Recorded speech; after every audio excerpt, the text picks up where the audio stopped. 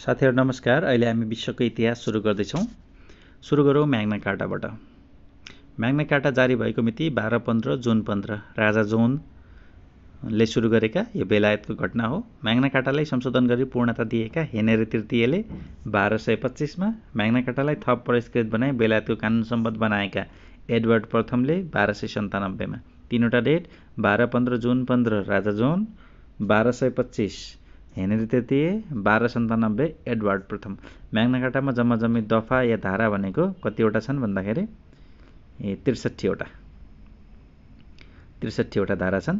म्याग्ना carta हस्ताक्षर भएको ठाउँ बेलायतको रेनिमेड, थेम्स नदीको दक्षिणी किनारमा। म्याग्ना कार्टाका कुन धाराले व्यक्तिगत स्वतन्त्रता र अधिकारको कुरा गरेको छ भन्दा धारा 38, 39 र 40 ले। म्याग्ना कार्टाको कुन धारामा राजालाई अंकुश लगाइएको थियो भन्दा धारा 61। हाल म्याग्ना कार्टाका कति धारा जीवित छन् भन्दा 4 वटा धारा, धारा 1, धारा 13, धारा 39 र 40। धारा 1 मा के छ? जनता र चर्चको स्वतन्त्रता, 13 मा लन्डन शहरको स्वतन्त्रता, 39 र 40 मा व्यक्तिगत अधिकार, स्वतन्त्रता र न्यायका कुरा छ। म्याग्ना कार्टाका कति प्रति हाल सुरक्षित रहेका छन् भनेको छ 4 प्रति, यो पनि 2 प्रति लन्डन स्थित ब्रिटिश लाइब्रेरीमा र 1 प्रति स्यालिसबरी क्याथेड्रल, अर्को 1 प्रति लिङ्कलन क्याथेड्रलमा। म्याग्ना कार्टामा भएका मुख्य प्रावधानहरू के हुन् भन्दा कसैलाई मृत्युदण्ड नदिने, ऐन पारित गर्ने अधिकार संसदमा रहेको, व्यक्तिगत स्वतन्त्रताको अधिकार, व्यक्तिगत सम्पत्तिको अधिकार, संसदको स्वीकृति बिना कर उठाउन नपाइने जस्ता कुराहरू म्याग्ना कार्टामा रहेका छन्। अब पुनर्जागरण, रिनाइन्सेन्स। पुनर्जागरणको सुरुवात इटलीदेखि भएको हो।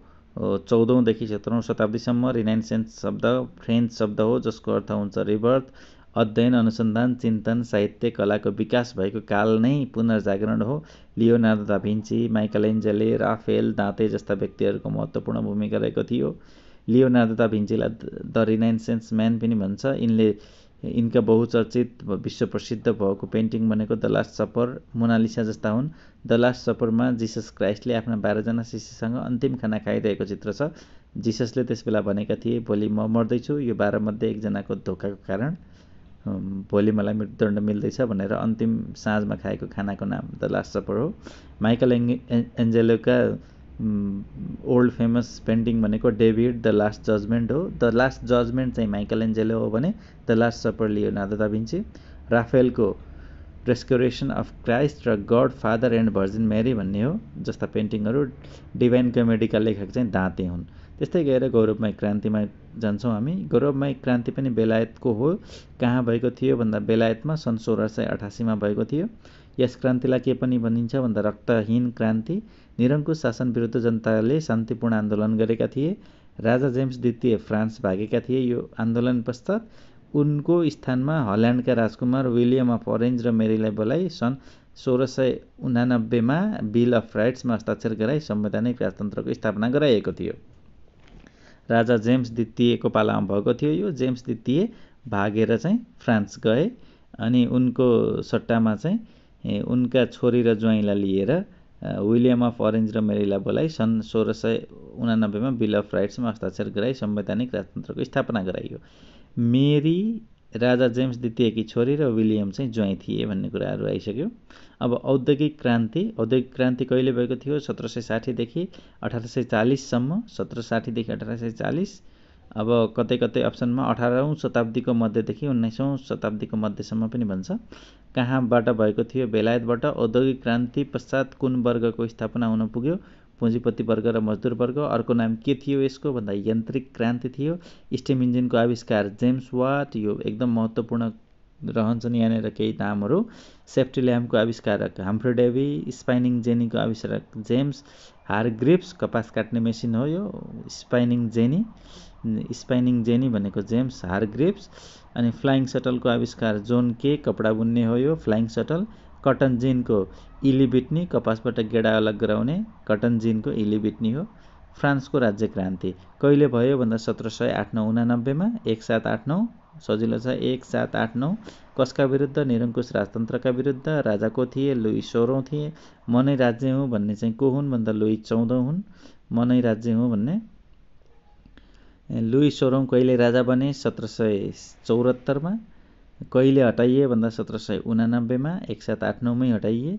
लुई 16औंलाई कहिले मृत्युदण्ड दिएको थियो भन्दा 1793 जनवरी 21, यहाँ 1900 आएको रहेछ, यो 1700 हो। 1793 जनवरी 21।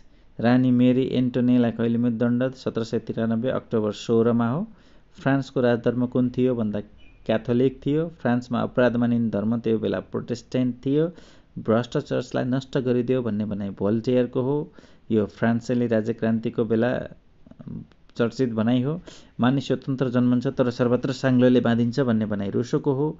द स्पिरिट अफ ल कसले लेखेका हुन्? मन्टेस्क्युले 1784मा 48मा 1748मा द स्पिरिट अफ ल लेखेका हुन्। यदि रुसो नभएको भए फ्रान्सको राज्यक्रान्ति नै हुने थिएन। कसले भनेको हो? यो नेपोलियन बोनापार्ट। नेपोलियन बोनापार्ट सत्तामा कहिले आए? 1779मा। नेपोलियन बोनापार्ट राजा बनेका 1804मा। 1779मा राज्यमा आए, 1804मा नेपोलियन राजा बने। 1779 र 1804। नेपोलियन बोनापार्टले सत्ता कहिले छाडे? सन् 1814मा। 4मा राजा बने भने 1814मा सत्ता छाडे। नेपोलियन बोनापार्टको मृत्यु चाहिँ 1821मा भएको थियो। नेपोलियन बोनापार्ट क्रान्तिको पुत्र भनेर पनि चिनिन्छ नेपोलियन बोनापार्टलाई। फ्रान्सको राज्य क्रान्ति हुनुअघि संसद कति हाउसको थियो भन्दा 3 सदनको हाउसको थियो संसद। राज्य क्रान्ति हुनुभन्दा पहिला हाउसमा पादरीहरू रहने 308 जना, दोस्रो हाउसमा कुलीन वर्गहरू रहने 258 जना र तेस्रो हाउस सर्वसाधारण जनताहरू रहने 621 जना। जम्मा सांसद सङ्ख्या 1187 रहन्थे भनेको छ। पहिलो हाउस पादरीहरू रहने 308, दोस्रो हाउस कुलीन वर्गहरू रहने 258, तेस्रो हाउस सर्वसाधारण जनताहरू रहने 621। जम्मा सांसद सङ्ख्या 1187 भनेको छ। अमेरिकी स्वतन्त्र सङ्ग्राम कहिले भएको थियो? 1775 देखि 1783 सम्म। अमेरिका स्वतन्त्र सङ्ग्राममा सबैभन्दा बढी सहयोग गर्ने राष्ट्र फ्रान्स हो। वेस्टर्न टी पार्टी कहिले भएको थियो? 1773 को डिसेम्बर 16मा। स्ट्याम्प एक्ट लागू कहिले भयो? 1776। स्ट्याम्प एक्ट 1776 भनेको छ। अमेरिकी स्वतन्त्रताको घोषणापत्र तयार गर्ने थोमस जेफरसन। यो 1776 नभएर 1765 हुनुपर्छ है स्ट्याम्प एक्ट चाहिँ। अमेरिकी स्वतन्त्रताको घोषणापत्र तयार पार्ने थोमस जेफरसन हुन्। अमेरिकी प्रथम राष्ट्रपति जर्ज वासिङटन हुन्। अमेरिकी स्वतन्त्र सङ्ग्रामको एक कारण मानिने सप्तवर्षीय युद्ध कहिले भएको थियो? सन् 1756 देखि 1763 सम्म। सप्तवर्षीय युद्धमा कसको बीच युद्ध भएको थियो? बेलायत र फ्रान्सको। जित चाहिँ बेलायतको थियो भन्यो। रुसी क्रान्ति अर्थात् अक्टोबर क्रान्ति। रुसमा राज्य क्रान्ति कहिले भएको थियो? हो सन् 1917मा। रुसी क्रान्तिताका त्यहाँका राजाको थिए निकोलस द्वितीय थिए। निकोलस द्वितीयले सन् 1917 मार्च 15मा पद त्यागे। रुसमा जार शासनको अन्त्य भयो 1917मा मार्च 15मा। रुसमा बोल्सेविकले क्रान्तिको नेतृत्व गरेका थिए। रुसमा बोल्सेविक क्रान्तिको नेतृत्व चाहिँ कसले गरेका थिए भन्दा लेनिनले गरेका थिए। रुसी क्रान्ति कति चरणमा? 2 चरणमा। प्रथम चरणमा सन् 1917 को फेब्रुअरी र मार्च महिना मोन्सेविकले नेतृत्व गरेका थिए। दोस्रो चरण 1917 को अक्टोबर र नोभेम्बर महिनामा बोल्सेविक पार्टी अन्तर्गत लेनिनले नेतृत्व गरेका थिए। अक्टोबर क्रान्तिपछि सरकार विरोधी 13,000 मानिसलाई फाँसी दिएको घटनालाई के भनिन्छ भन्दा रेड टेरर भनिन्छ। भारतीय स्वतन्त्र सङ्ग्राम अङ्ग्रेजहरूले सर्वप्रथम भारतको बङ्गालमा कहिले शासन सुरु गरे? 1757मा। सन् 1757मा। प्रथम अङ्ग्रेज विरुद्ध भारतीयहरूको विद्रोह 1857मा। सिपाही विद्रोह 100 वर्षपछि 1757मा बङ्गालमा सुरु गरेका थिए भने 1857मा अङ्ग्रेज विरुद्ध भारतीयहरूको विद्रोह। भारतीय राष्ट्रिय काङ्ग्रेसको गठन 1885मा। भारतीय स्वतन्त्र सङ्ग्रामको सुरुवात 1885मै भयो। त्यस्तै गरेर भारतीय स्वतन्त्र सङ्ग्राम कति चरणमा? 3 चरणमा।